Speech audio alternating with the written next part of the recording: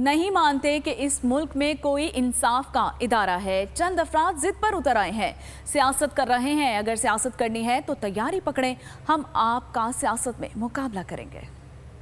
गैर जमहूरी वार का जवाब देंगे। तख्ते लाहौर का सवाल और तख्ते लाहौर का लड़ाई पाकिस्तान को ले दूं।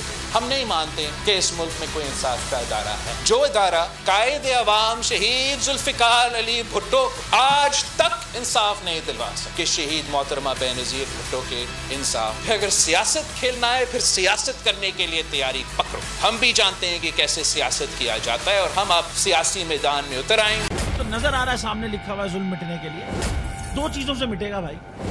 एक, अदल की कुर्सी पे जो लोग बैठते हैं ना, वो अदल के हिसाब से फैसले करने लगे। दूसरा, कौम निकल खड़ी उस जुल्म के खिलाफ, तो जुल्म खत्म हो जाएगा। या इन दोनों में से कोई एक चीज हो जाए या दोनों हो जाए।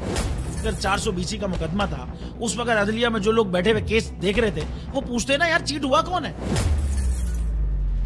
जब उनको दिखता कोई चीट नहीं हुआ, केस खत्म कर देते। तो जालिम जुल्म कर ही नहीं पाता। 9 जजेस ने नोट बिफोर किया मेरे केस को, यार 1.5 साल चला। शख्सी जमानत का केस, सेम केस इस्लामाबाद में कर दिया। एक ही इल्जाम पे 2 केस हो नहीं सकते भाई। मतलब 60 दिन का वक्त होता है। 102 दिन के बाद मैं जीत गया, केस बरी हो गया। 102 दिन के बाद अपील फाइल की, एक्सेप्ट कर ली। नहीं करते ना एक्सेप्ट, खत्म हो जाता ना जुल्म यार। भरी अदालत में मुझे बरी कर दिया, फिर पता नहीं क्या हुआ, 2.5 घंटे बाद का नोट बिफोर। मैं नहीं सुनता ये केस, खड़े रहते अपने फैसले पे, मिट जाता जुल्म।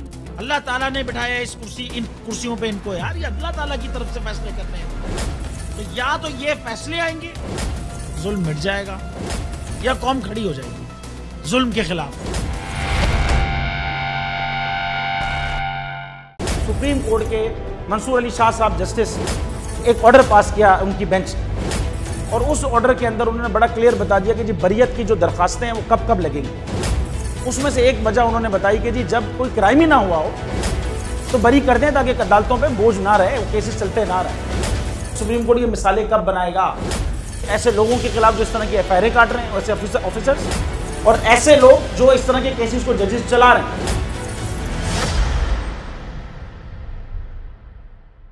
रहमत का महीना आ गया है, बख्शिश का सफीना आ गया।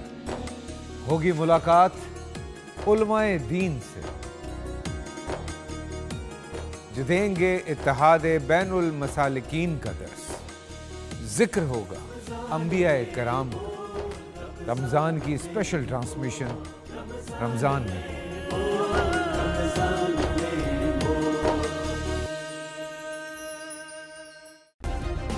सब्सक्राइब करें और बेल दबाएं ताकि कोई खबर रह न जाए।